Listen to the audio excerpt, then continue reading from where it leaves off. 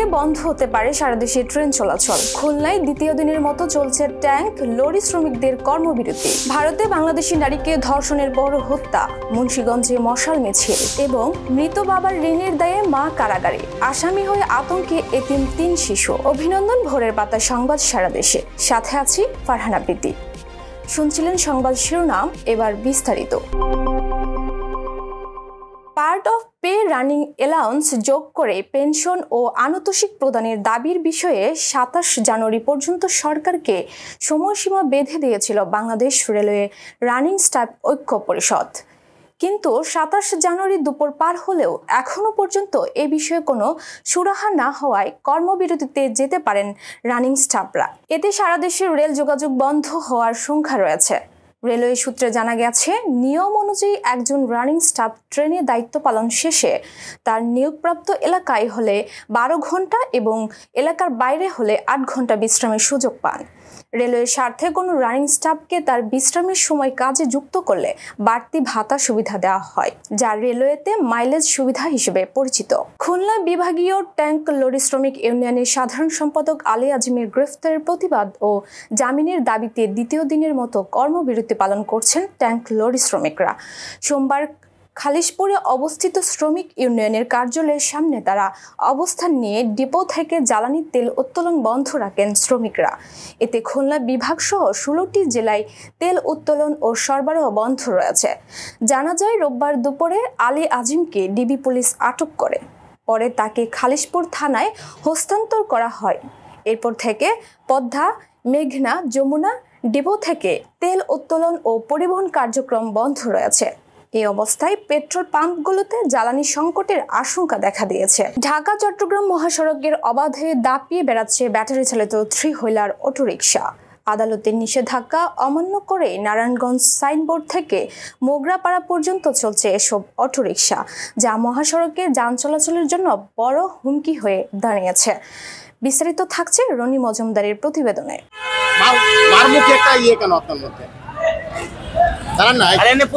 Police আছে চাপে। আমার গাড়ি যদি ধরে আপনি কি করবেন? আপনার গাড়ি ধরলে আপনি এখানে আসছেন কেন? আপনি এখানে আসছেন কেন? এইটাই তো আমার সমস্যা। তাহলে আপনি এসে আমাদের গাড়ির উপর উঠে দিচ্ছেন কেন গাড়ি? আপনি কই আমার গাড়ি কই? দর্শক, আমি এখন এই মুহূর্তে দাঁড়িয়ে আছি ঢাকা চট্টগ্রাম মহাসড়কের কাশপুর নামক যে ব্রিজটি আছে, সেই কাশপুর ব্রিজের উপরে। আপনারা দেখতে পাচ্ছেন আমার পিছনে যে 3 হুইলার গুলো আসছে, জীবনের ঝুঁকি নিয়ে তারা এইভাবে এই 3 হুইলার গুলো নিয়ে এই রাস্তা দিয়ে চলাচল করতেছে। একাধিক অ্যাক্সিডেন্ট হয়েছে এখানে এবং অনেক প্রাণনাশের ঘটনা ঘটেছে। এবং এরপরে কর্তৃপক্ষ যখনই কোনো অ্যাক্সিডেন্ট ঘটার পরে তারা বেশ কিছুদিন হয়তো একটু তৎপর থাকে, এরপর থেকে তারা আর এই বিষয়ে কোনো উদাসীন হয়ে যায়। আসলে প্রশাসন কেন এই বিষয়ে উদাসীন, এর অনেক কিছু তথ্য আমাদের কাছে আছে, যে কারণে আপনাদেরকে আজকে আমরা জানাতে চাই। এবং এই যে দৃশ্যগুলো আপনারা দেখছেন, যে অবাধে যদি মহাসড়কে আপনার অটো এবং 3 হুইলার যে সিএনজি গুলো, এগুলো চলাচল নিষিদ্ধ থাকার পরেও কিভাবে অবাধে একেবারে ঠিক কাশপুর যে থানা আছে, সে থানা সংলগ্ন এলাকাতেও এইখানে এইভাবে আপনার 3 হুইলার চলছে। আদালতের নিষেধাজ্ঞা অমান্য করেই ঢাকা চট্টগ্রাম মহাসড়কে অবাধে দাপিয়ে বেড়াচ্ছে ব্যাটারি চালিত 3 হুইলার অটোরিকশা। নারায়ণগঞ্জ সাইনবোর্ড থেকে মুরগাপাড় পর্যন্ত চলছে এসব অটোরিকশা, যা মহাসড়কে যান চলাচলের জন্য বড় হুমকি হয়ে দাঁড়িয়েছে। তবুও এ বিষয়ে পুলিশের পক্ষ থেকে কোনো কার্যকর ব্যবস্থা নেওয়া হচ্ছে না। আমি এই মুহূর্তে দাঁড়িয়ে আছি কাশপুর ওভারব্রিজের ফ্লাইওভারের নিচে। যে ফ্লাইওভারের নিচে আপনারা দেখতে পাচ্ছেন, আমরা এখানে যে চিত্রগুলো তুলে ধরলাম, এখানে অবাধে যে অটো রিক্সাগুলো চলছে এবং যে 3 হুইলার গুলো এখানে যেটাকে বলেন আপনারা এখানে চলছে, এখানে তারা রাস্তার মাঝখানে কোনো নিয়ম নীতি না মেনে তারা এইভাবে চলছে এবং উল্টো পথে আসতেছে। এ বিষয়ে যখন আমরা সংশ্লিষ্ট কর্তৃপক্ষের সাথে কাশপুর থানার যে ওসি আছে ওনার সাথে জানতে চাই, উনি বললেন যে উনি প্রায় সময় অভিযান চালায়, যেমন বিগত দিনে যে মামলার যে সংখ্যা বলছেন, এবং উনি আসার পরে প্রায় মামলা 2 গুণ 3 গুণ বেড়ে গিয়েছে। প্রায় 4 শতাধিক মামলা উনি এ মাসেও করেছেন। এখন সে মামলা করে এটার কতটুকু সমাধান করা যায়, এবং অটো যারা চালাচ্ছে তাদের সাথে আমরা কথা বলে জানতে পারলাম যে তাদেরকে মামলা দেওয়ার পরে, রেকার বিল করার পরে তাদের গাড়িটা পুনরায় আবার ছেড়ে দেওয়া হচ্ছে। ছেড়ে দেওয়ার পরে পুনরায় তারা আবার সেই মহাসড়কে এসে তারা তাদের রাজত্ব কায়েম করছে, উল্টা পথে চলছে। এবং প্রত্যেক মাসে এমন কোনো মাস নাই যে 2-4টা নিরীহ প্রাণ ঝরে না যাচ্ছে, অনেক মায়ের কোল খালি হচ্ছে, তারপরেও কেন জনগণ বুঝতেছে না। এবং কিছু জনগণের সাথে, এলাকাবাসীর সাথে আমরা কথা বলেছি যারা এখান দিয়ে সবসময় যাতায়াত করেন, তারা বলছে প্রশাসন শুধুমাত্র আসে, এসে কিছুক্ষণ দৌড়িয়ে দিয়ে চলে যায়, এরপরে 2-4টা গাড়ি ধরে নিয়ে গেলে এরপরে আবার এখান থেকে চলে যায়। কিন্তু এলাকাবাসীর যেটা দাবি হচ্ছে সেটা হচ্ছে স্থায়ী একটি সমাধান করা, স্থায়ী সমাধান করে এখানে যাতে সার্বক্ষণিক পুলিশ থাকে, পুলিশ থেকে যাতে এই বিষয়টার বিষয়ে তারা একটু আগ্রহী হয় যে কিভাবে এখানে অটোগুলোকে বন্ধ করা যায় উল্টো পথে চলার জন্য। আপনারা দেখতে পাচ্ছেন এই যে একটা মহাসড়কের মধ্যে অবাধে এই যে অটোগুলো আসতেছে যাচ্ছে, কারো কোনো নিয়ম নীতি নাই, কেউ ড্রাইভিং এর প্রশিক্ষণ আছে কিনা তাও জানা নাই। আর যেহেতু অটো গাড়ির কোনো কাগজ নাই, কাগজ না থাকার কারণে এগুলো কোনো ড্রাইভিং এর কোনো প্রশিক্ষণও নাই, তারা হুট করে যে কোনো ভাবে যেভাবে রাস্তা থেকে গাড়ি ঘুরিয়ে ফেলতেছে। একটা গাড়ি যে হাইওয়ে সড়কে এসে কতটুকু গতি নিয়ে আসতেছে এটার প্রতিও তাদের কোনো ইয়ে নাই, হুট করে যা তাদের ইচ্ছা মতো ঢুকাই দিচ্ছে, ঘুরাই দিচ্ছে এবং উল্টা পথে যে কাশপুর ব্রিজ দিয়ে তারা আসতেছে, আসার কারণে বিভিন্ন সময় প্রত্যেক মাসেই একটা করে 2, 4, 5টা করে অ্যাক্সিডেন্ট হচ্ছে এবং প্রাণহানির মতো মর্মান্তিক ঘটনাও ঘটে যাচ্ছে।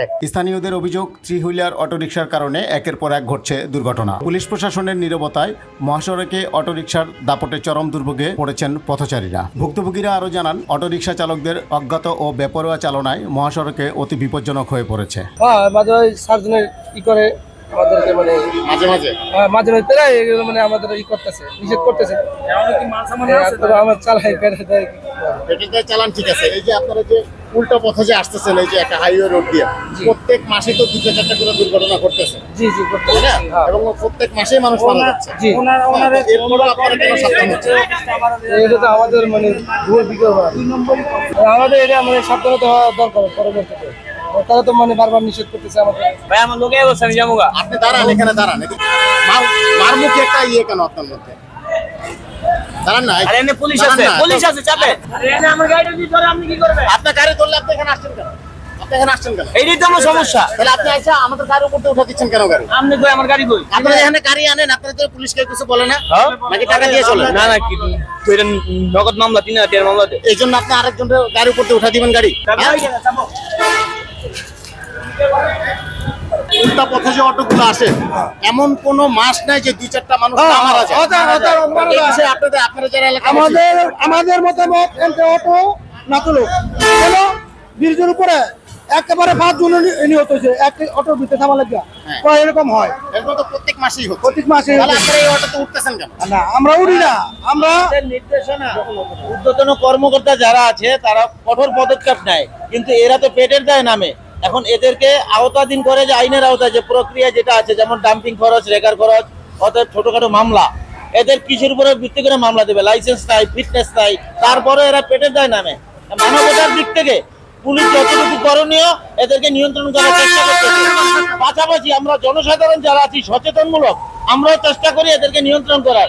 যেমন আপনি ইতিমধ্যে সাক্ষী যে লোকটা কি বেয়াদবি করতে, মিসবিহেভ করতে, এই জন্য আমরা সাধারণ মানুষ হয়রানিমূলক এবং পেরেশান। এ বিষয়ে জানতে চাইলে আইন শৃঙ্খলা বাহিনীর সদস্যরা বলেন, নিয়মিত অভিযান পরিচালনা করছেন, তবুও মহাসড়কে অটোরিকশা চলাচল বন্ধ করা যাচ্ছে না। আদালতের আইন অমান্যকারীদের বিরুদ্ধে আইন শৃঙ্খলা বাহিনীর কঠোর পদক্ষেপ দেখতে চায় সাধারণ মানুষ। 5ই আগস্টের পর থেকে আমরা উত্তরোত্তর এই মহাসড়কে শৃঙ্খলা ফিরিয়ে আনার জন্য কাজ করে যাচ্ছি এবং আমরা যে আপনাদের কথা সঠিক, উল্টো পথে অনেক গাড়ি আসে, সেগুলি গাড়ির বিরুদ্ধে আমরা কিন্তু নিয়মিত ব্যবস্থা নিচ্ছি। আপনারা যদি পরিসংখ্যানও দেখেন, আমরা এইখানে আমি ব্যক্তিগতভাবে যোগদান করার পর থেকে উত্তরোত্তর আমরা প্রসিকিউশন সংখ্যা বাড়িয়েছি এবং এই সমস্ত উল্টো পথে বা অবৈধ যানের বিরুদ্ধে আমরা কিন্তু নিয়মিতভাবে ব্যবস্থা নিয়ে যাচ্ছি। আমরা মামলা করলে যেগুলি গাড়ি আমাদের মানে ডাম্পিংয়ে নিয়ে আসা হয় রেকারের মাধ্যমে, সেটা রেকার বিল পরিশোধ করতে হবে। যে যদি গাড়িটা রেকারিং করা হয়, কোথা থেকে নিয়ে আসা হয়, আর হলো যদি তার বিরুদ্ধে কাগজে কোনো ফল্ট থাকে,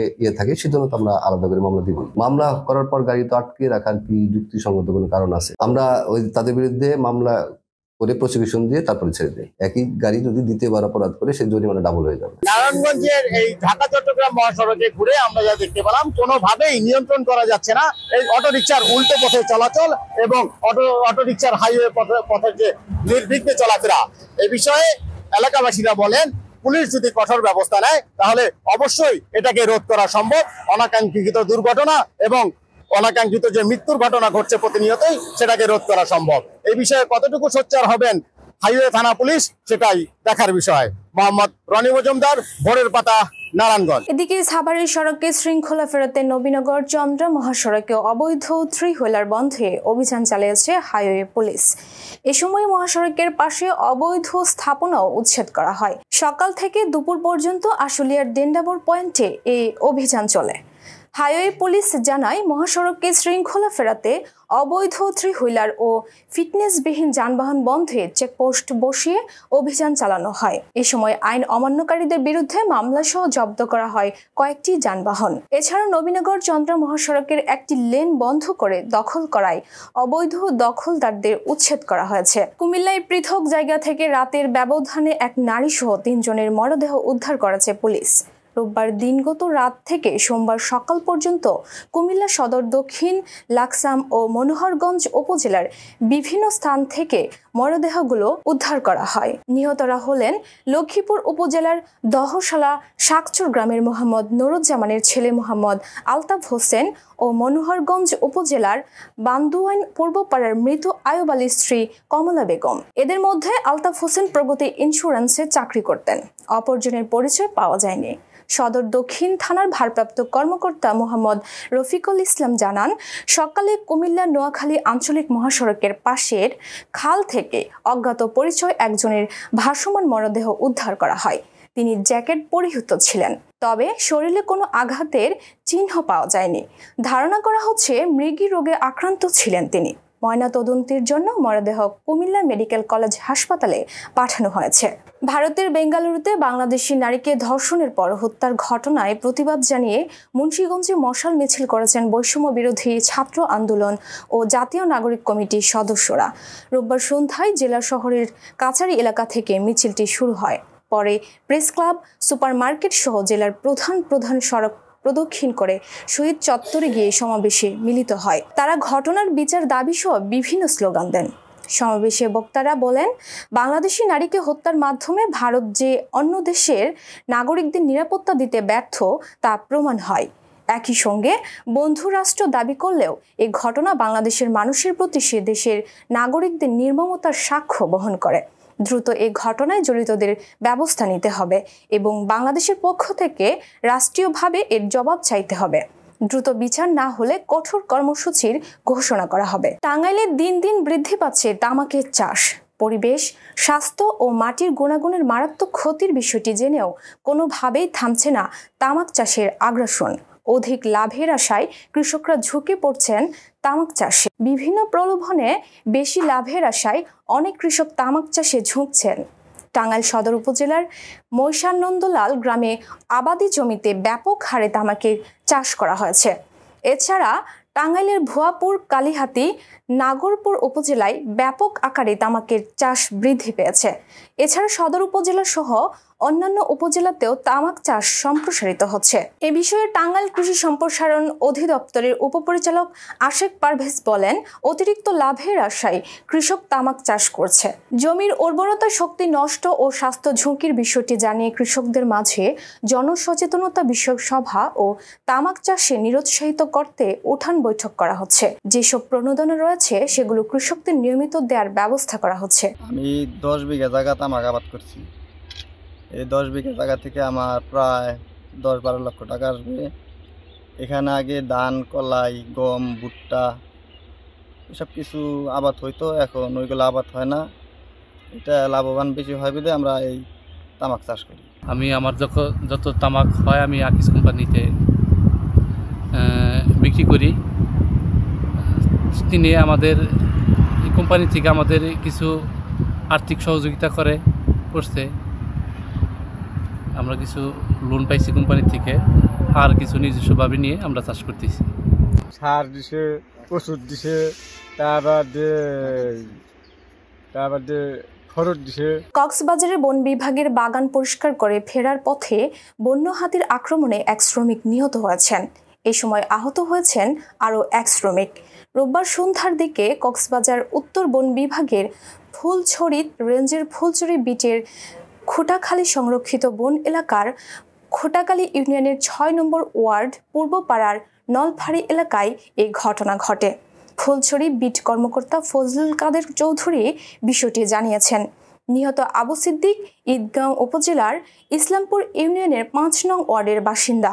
অন্য শ্রমিকদের সঙ্গে তারা দুজনও বাগান পরিষ্কার কাজ করতে গিয়েছিলেন। ফুলছড়ি বিট কর্মকর্তা ফজলুল কাদের চৌধুরী জানান, প্রতিদিনের মতো শ্রমিকরা বাগান পরিষ্কার করতে যান। সঙ্গে বিটের কয়েকজন ফরেস্ট গার্ডও ছিলেন।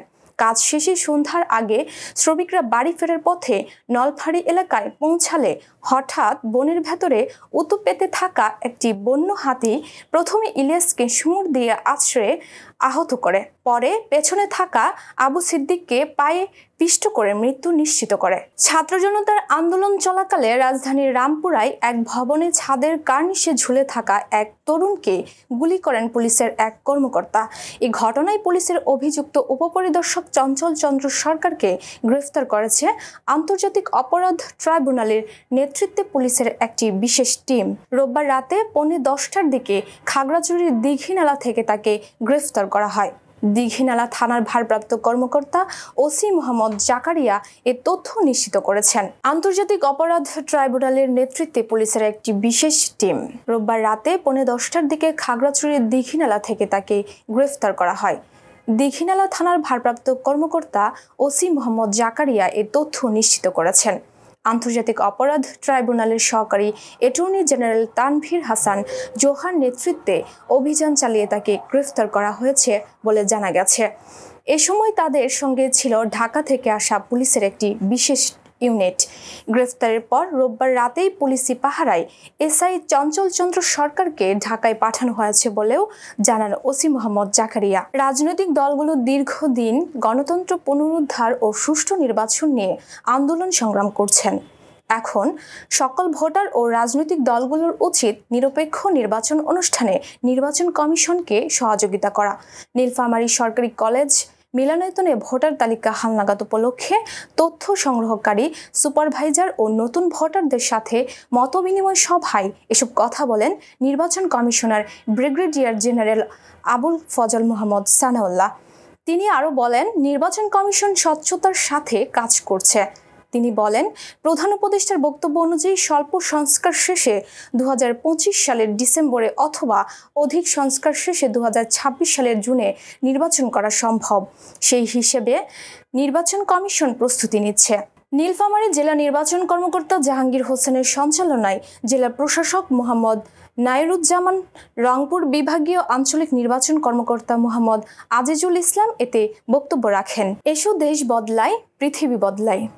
অন্তর্বর্তীকালীন সরকারের প্রধান উপদেষ্টার এই উদ্দীপক ঘোষণাকে সামনে রেখে বাংলাদেশ প্রিমিয়ার লিগ প্রণয়নকৃত তারুণ্যের উৎসব 2025 উপলক্ষে আয়োজিত উদ্যোক্তা ও সোশ্যাল বিজনেস বিষয়ক আলোচনা সভা অনুষ্ঠিত হয়েছে। সোমবার সকালে ফরিদপুরের নগরকান্দা উপজেলা অডিটোরিয়াম হল রুমে এই আলোচনা সভা অনুষ্ঠিত হয়। সরকারি নগরকান্দা মহাবিদ্যালয়ের ভারপ্রাপ্ত অধ্যক্ষ শাহানা শামীমের সভাপতিত্বে এতে প্রধান অতিথি হিসেবে উপস্থিত ছিলেন উপজেলা নির্বাহী কর্মকর্তা কাফি বিন কবির এবং বিশেষ অতিথি হিসেবে উপস্থিত ছিলেন মার্স গ্রুপের ব্যবস্থাপনা পরিচালক সাইফুর রহমান। ছাত্রীকে কুপ্রস্তাব দেওয়ার প্রতিবাদে নেত্রকোনার মোহনগঞ্জ উপজেলার সমাজ উচ্চ বিদ্যালয়ের সহকারী প্রধান শিক্ষক মোহাম্মদ হাদিস উদ্দিনের অপসারণ দাবিতে মানববন্ধন ও বিক্ষোভ করেছে শিক্ষার্থীরা। রোববার সমাজ উচ্চ বিদ্যালয় মাঠে এ বিক্ষোভ মিছিল করে শিক্ষার্থীরা। এ সময় তাদের সাথে অভিভাবকরাও অংশ নেন। সম্প্রতি ওই শিক্ষকের একটি অডিও কল রেকর্ড সামাজিক যোগাযোগ মাধ্যমে ছড়িয়ে পড়ে। এতে শোনা যায় ওই শিক্ষক এক ছাত্রীকে পরীক্ষায় পাশ করিয়ে দেওয়ার প্রলোভন দেখিয়ে কুপ্রস্তাব দিচ্ছেন। শিক্ষার্থীরা জানান, সহকারী প্রধান শিক্ষক হাদিস উদ্দিন শিক্ষার্থীদেরকে তার কাছে প্রাইভেট পড়তে বাধ্য করেন, অন্যথায় ফেল করানোর হুমকি দেন। এতে অনেক শিক্ষার্থী বিশ্ববিদ্যালয় থেকে চলে গেছে। এছাড়া ছাত্রীদের সুযোগ সুবিধা দেওয়ার প্রলোভনে কুপ্রস্তাব দেন। দ্রুত অভিযুক্ত ওই শিক্ষককে অপসারণ না করা হলে কঠোর আন্দোলনের হুমকি দেন শিক্ষার্থীরা। ফরিদপুরের বোয়ালমারী পৌর সদরের পোল্ট্রি ব্যবসায়ী মৃত আমিন শেখ ও পপি খাতুন দম্পতির 3 শিশু সন্তান 10 বছর বয়সী আইরিন, 5 বছর বয়সী আহমদুল্লাহ ও 4 বছর বয়সী জান্নাতুল নাইমা। বাবার ঋণের দায়ে নাবালক এতিম এই 3 শিশু এখন মামলার আসামি। মা পপি খাতুন কারাগারে যাওয়ার পর থেকেই একই মামলার আসামি 3টি এতিম নাবালক শিশু সারাক্ষণ শঙ্কা ও আতঙ্কের মধ্যে রয়েছে।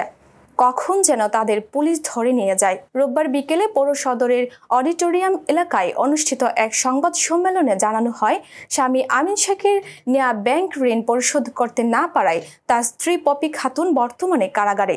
বাবা নেই, মা কারাগারে। মামলা সূত্রে জানা গেছে, ব্র্যাক ব্যাংক পিএলসি বোয়ালমারী শাখা আমিন শেখের 2 এতিম নাবালক মেয়ে ও নাবালক ছেলের বয়স গোপন করে তাদেরও মামলার আসামি করেছে। মায়ের জামিন করাতে আদালতের ঋণের দায়ে 25% 7 লাখ টাকা পরিশোধ করতে হবে। একদিকে বাবা হারানোর শোক, অন্যদিকে মা কারাগারে। এরপরও সুদে আসলে 29 লাখ টাকা ব্যাংক ঋণ পরিশোধের চাপ। ওয়ারিশ সূত্রে মা, দাদির সঙ্গে ঋণের মামলায় আসামি তারাও। এতিম 3টি শিশুর জীবন এখন বিষাদে ভরা, যন্ত্রণায় কাতর।